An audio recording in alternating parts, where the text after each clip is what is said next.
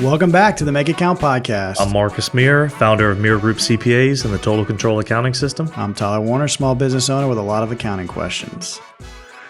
And this is going to be I don't know if I just came in with a little chip on my shoulder and you did too. And it's like... The gloves are off? Yeah, the gloves Spar are off, bit? but you're feeling like today's topic is bookkeeping. Uh-huh. Not that Go on. Not that it's more than that. Then. Not that this is a debate, but like if we're going to present it like that, you're on the side of pro accountant doing your bookkeeping or looking over it fairly often. Right. And not that I disagree with that, but it hurts the like DIY spirit, the the democracy of technology. It just kind of like it just kind of makes that flare up in me. So you can imagine the tension I have, right? I'm always preaching these tools and AI and automation. Mm-hmm. And then you even said it in the last episode, we talked about like it was a blessing and a curse, how easy it was to use Xero and Gusto. And it's like, and on the same, it's like two sides of the coin. On the same side is, but there's still the element of if you're not a professional, you don't know. Yeah.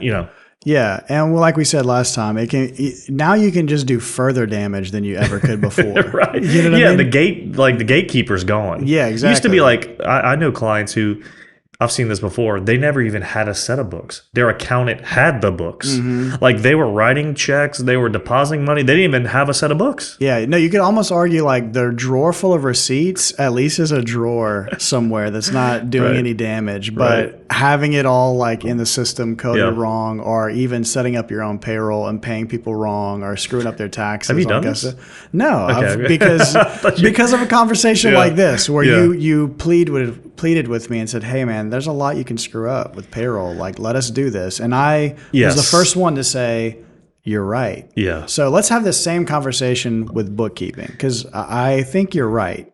I think let me give you a little credence here. I think we're going to find that it depends. Okay. And so, and that feels like home.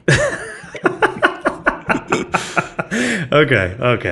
All right, where are we going with that? All right. So bookkeeping, I mean, I guess let's start with like instead of just it depends, like what are the things that we can do? Yeah. And what are you thinking like, because I would say this decision's obviously going to come down to resources. Yeah. Either like there's a threshold I'd imagine in your business where like it makes sense to bring somebody on. And we've talked about that like as a bookkeeper.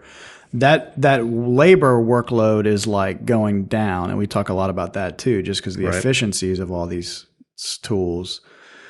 So, like, what is it that is like cheaper to do in-house versus risking messing up versus like more? You know what I'm saying? Like, I'll give you some parameters, and we'll kind of talk through examples. Okay. So you mentioned earlier DIY. I'm glad you said that, because we have two paths when you work with us on the accounting side. And one's called DIY assisted and one's called full service. DIY assisted is, hey, I've got somebody in-house or I do it, but check me. And increasingly, in fact, I would say almost 100%, we're going the route of if you want to work with us, we have to look at your accounting, because it rears its head at the wrong time when it's wrong. Okay. Tax season. Sure. And that's not even as much of a deal for us because we've streamlined to a certain extent the workload throughout the year, but it still is. It's something, it leads to an engagement. And this is kind of the premise of all of this. When nobody's looking at your accounting, again, varying levels of complexity, right? And we'll talk about what that looks like, but then you're missing out on the opportunities of advice throughout the year. It's not that your accounting is wrong. It's that the data is not good enough to give you advice. And that's really the problem. Or in the old days, which a lot of CPAs still do, is then it makes your tax return harder to do. Mm-hmm. So that may be the case still for compliance-based firms, but our type of firm is, well, now I can't even help you really. I can't plan with you because your data stinks. And honestly, that is the reason why we want to do the accounting. It's not because we sit around and say, well, we love doing accounting. Although some of us here probably do. We like it. We went into accounting. It's really so we can get good data to help you. Mm-hmm. So that's where it all comes from. It all comes from a place of, I promise you, Our goal is to pay for ourselves in the sense that if you pay us to do the bookkeeping, it's not to do the bookkeeping. It's to give you solid foundation to jump off of, to make decisions, to plan for taxes, whatever you want to do. Yeah. So what does it look like in terms of who should do what? I think anytime you start bringing in accounts receivable and accounts payable, you ought to maybe have somebody look at it quarterly, semi-annually, something like that. The reason this happens all the time, let me give you a very, very simple example. People see, accounts payable. All right, I'm going to put my bills in. What happens when they go to pay the bill? They never use the bill payment fee. Meaning, if you go in zero and you say, I owe the printer $500, okay? Well, when you go to pay the printer, whether it's a check, a Venmo, whatever, you never go into the bill and pay the bill. You just put $500 and put it to the printing expense. So what have you done right then and there? You've doubled your printing expense. Because when you put it in accounts payable, there's a printing expenses go up and accounts payable go up.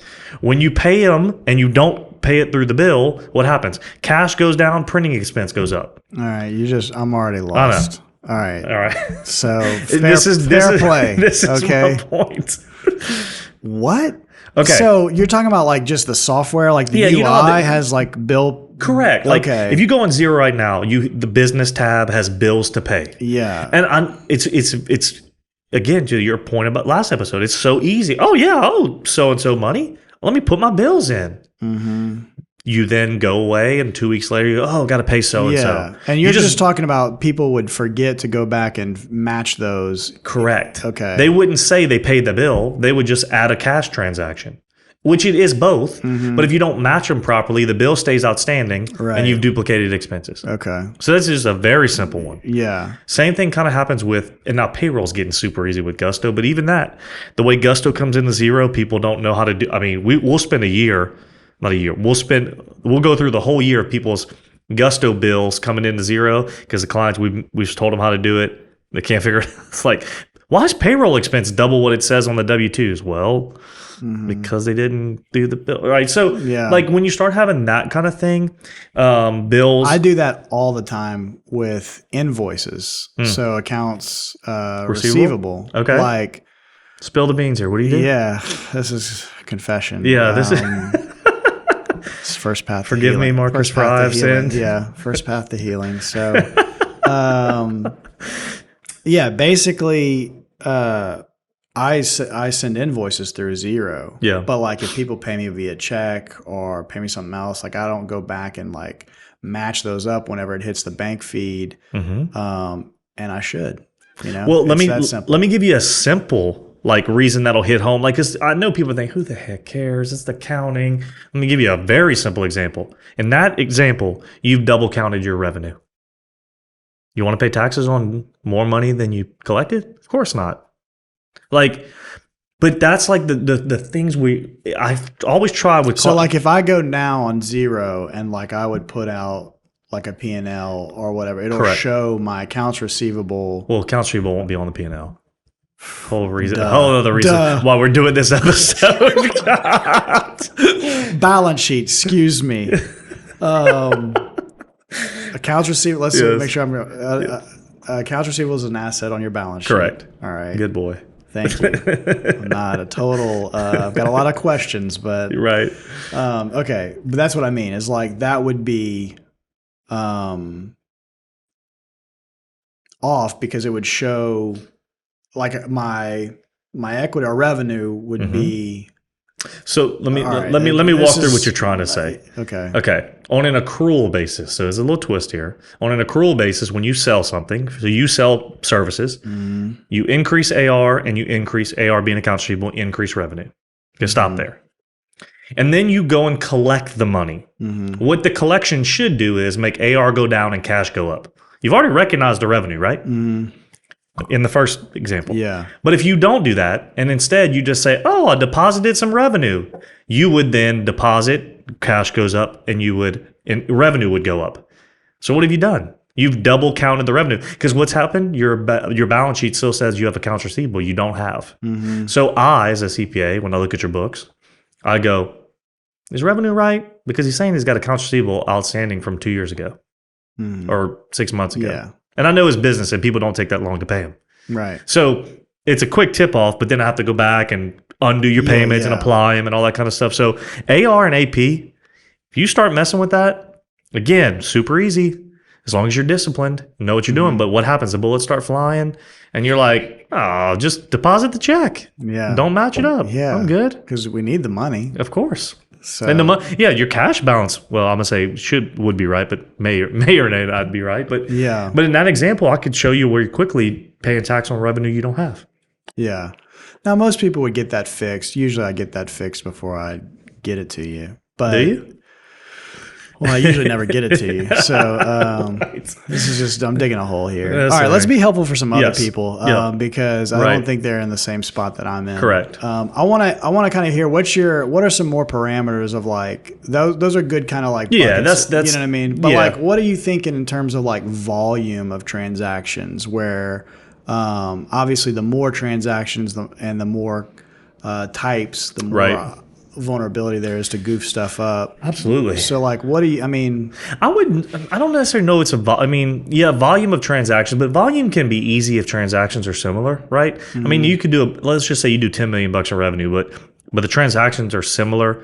And maybe $10 million is not a good example, but $1 million of revenue. I mean, you're probably paying the same vendors over and over and over and that sort of thing, and you don't have a ton of complexity. I just think in any event, if you don't know the balance sheet, meaning you don't know when you can't tell when the balance sheet looks wrong, i.e. accounts receivable is negative, accounts payable is negative, loan balances are negative, and these things should all be positive, right? When you don't know how to isolate an error, get some help. Let's say if you make $250,000 semi-annually, get your accountant to go in there, take a look, do a few things, make sure it's cleaned up, then give you the advice to do it yourself if you want to keep doing that. Because when you're making $250,000, right, you don't have the budget for that. Yeah. Like get them to make you a couple Loom videos, make you set up some rules, give you some best practices so you can keep doing it better. Yeah. Well, let's talk about some expectations of how that works. Because like you've got the DIY assisted and then you've got like kind of the full takeover. Right. And I know Xero is convenient because of the collaboration. You can literally like send to your accountant if you've got a transaction that you're not sure about.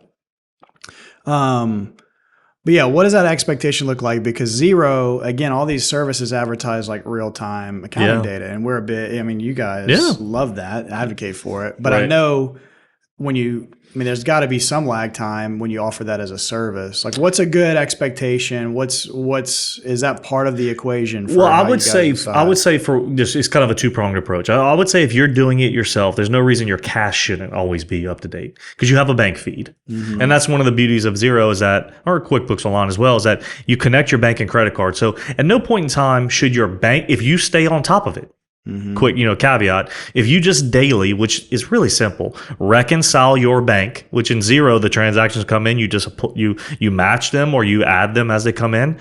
If you do that, then if nothing else, bank and credit cards are up to date. All the other stuff, I would say, if you can keep that going and get somebody to look at it, again, it's all the severity, right? If you make $250,000, how much of I've seen some pretty nasty sets of books, but your errors I don't think we're going to be humongous in 3 to 6 months, such that, and I'm saying this and I'm kind of shaking my head. I've seen some, things where we've had to make, P&L said they made 100 and they really lost 50,000. Like that kind of stuff happens. But my point is, I don't think it can get away from you too much. But the more the top line starts growing, and to your point, to the volume is growing, that I would think that frequency of somebody looking and checking it gets bigger. And do you have people you need to report to? How are you using the data? If it's a solopreneur making $250,000, they're running the business basically on their cash balance, right? What's the cash look like? Are people paying me pretty quickly? Pretty straightforward. You start getting up in revenue, then it's like, man, why does it take people to pay us long? Or, it doesn't. Our AR is not done right. Or, you start to get these other issues. Yeah. So I would just say as the volume goes up and the dollar amount on the top line go up, the consistency of somebody coming behind you. And look, because of the cloud, we can come in. Again, if you've reconciled the bank and credit cards and we're doing the month-end close, which is what we do for a lot of people, we can have that done by the 6th, 7th, 8th.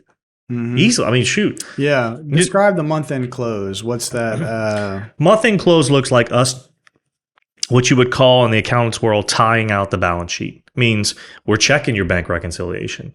We're looking and say, yeah, your bank reconciles, but you got checks from 7, 8 months ago. Are those really valid? Are they duplicates? Okay.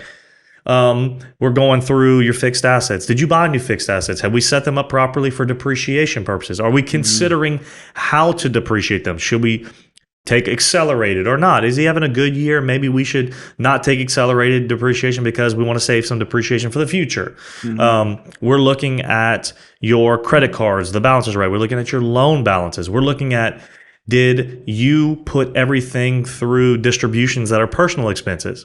You know what I mean? Did you, like, for example, you give an example that we figured this out for you.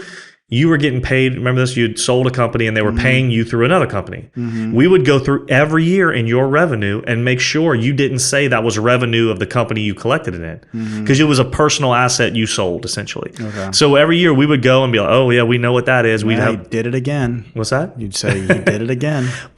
But you were paying us to fund it, right?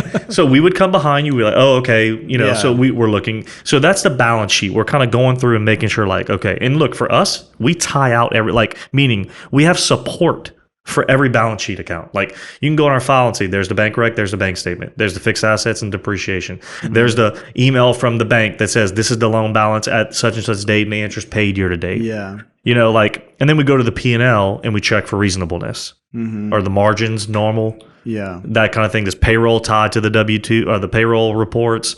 The bank and merchant fees, is that around 3%? We start taking a reasonableness approach on the P&L. Yeah. You've said before, and I mean, just in general, you guys sell peace of mind in some way. And I think that's another factor in this too. Like, there's sort of like the risk of doing it yourself. And obviously, as there's more at risk, more money, more more, then there's greater peace of mind to know that it's being done correctly. And you also mentioned the goal is to pay for yourself, right? And obviously moreover. So and that can come in revenue opportunities, that can come in tax compliance and less tax liability, right? So I think those are all good things to consider as you're trying to navigate. And you don't have to choose one forever, I think. It's true. You guys have probably seen a lot of businesses. I know I've been a part of organizations that where it was, obviously you start out doing what you can yourself, and then you eventually outsource absolutely. it. So, or the other way around, you get big enough to hire somebody in-house. Yeah. I mean, it's kind of a life cycle, right? It's like, okay, I DIY it. Okay, this is getting too much, but I don't have the team for it, nor do I want to focus on it. Yeah, and you guys are in a unique position where you guys can set people up and train their in-house people and save them some time. I would tell you, some of our best clients are on the DIY assisted. Like, they're great. They've got good in-house people. They do it timely. They ask good questions. We have open dialogue with them. We kind of give them, we hadn't really coined this or developed this, but we kind of like just say, we're here. Included in your fee is questions, back and forth, troubleshooting, zero best. Somebody says, hey, this keeps happening. We'll check it out. We'll fix it. We'll send them a Loom video. Like, hey, next time you got it. Like, so some of our best clients are that. Like, they're not overly sophisticated in terms of the person doing the work, but they've gotten good enough with us as a backstop to do it well. Yeah. Well, I think that's a good place to end it. I mean, there's a lot to consider and a lot of advantages of bringing professional insight into your in-house bookkeeping or just outsourcing it all together. And I would like people to leave, like, if we're thinking like some takeaways, what I would say is the accounting is just a means to an end. Right? It's like a legal document. A legal document, you don't love the legal document. You love what the legal document does for you, the protections it offers you, the clauses that come up when you need them. It's like insurance, right? So the accounting is just a means to help you do things better, to help you plan better, to help you make better tax moves. So that's all it is. So look at it as such. It's an investment in making your business run better, and you to have somebody looking over your shoulder with good information. Yeah. Good deal. Well, as always, you can check out more at Mire.group, more podcasts there, and you can certainly reach out to find out more about how they can help you do your bookkeeping or train your in-house staff. And until next time. All right, guys.